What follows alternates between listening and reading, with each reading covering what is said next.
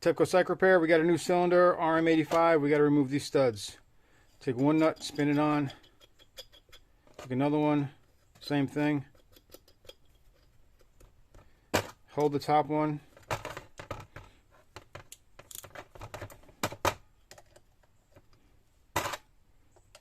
Tighten the bottom one against it.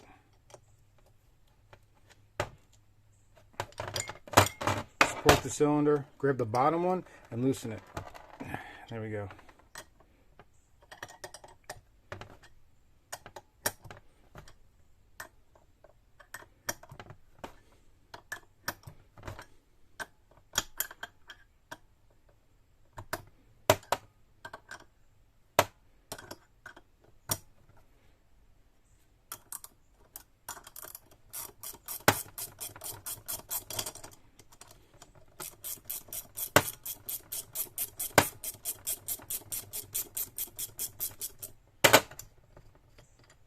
That's how you get the studs out of mostly any cylinder that has the studs threaded in.